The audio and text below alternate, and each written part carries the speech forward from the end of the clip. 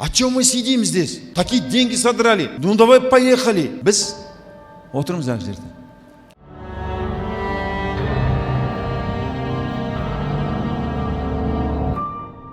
Мен кез келген жерге барған кезде қазақтардың кішкене ұяңдау, өзін төмен санап тұратын байқаймын да.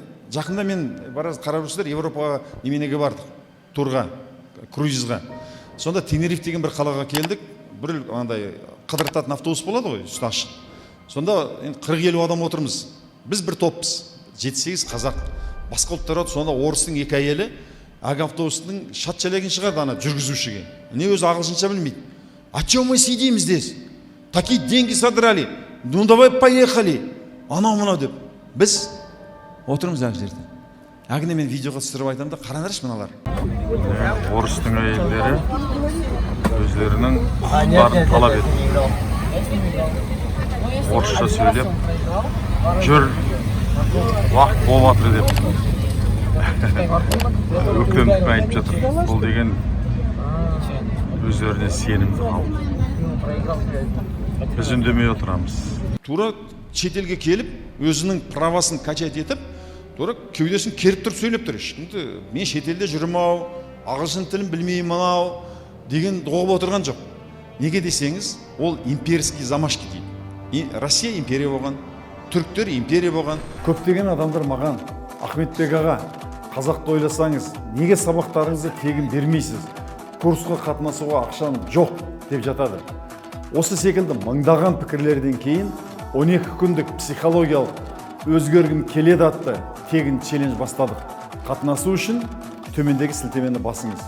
Арабтарда империя болған, римдіктерде империя болған, ағылшындарда империя болған. Біз бір кездерде қазақтарда мысалы Қыпшақ қағанаты, Қарлұқ қағанаты болды, бірақ 1731 жылы барып қазақты Ресейдің табанына жыққаннан кейін 300 жыл бізді дәрменсіз, сорлы, 3-ші сорт деп бізді бұны табанға салып тастаған.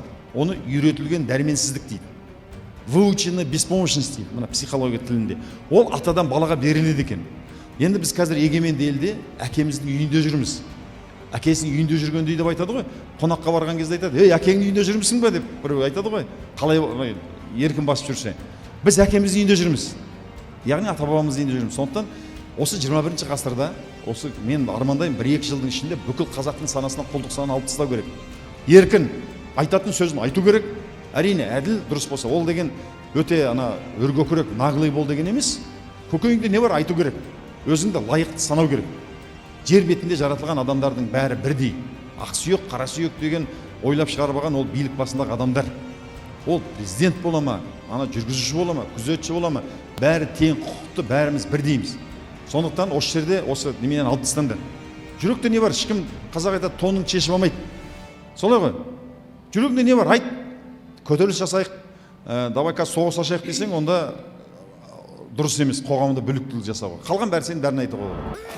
Көптеген адамдар маған, Ахметбек аға, қазақты ойласаңыз, неге сабақтарыңызды тегін бермейсіз? Курсқа қатынасуға ақшам жоқ деп жатады. Осы секілді мыңдаған пікірлерден кейін 12 күндік психологиялық өзгергім келеді атты тегін челлендж бастадық. Қатынасу үшін төмендегі сілтемені басыңыз.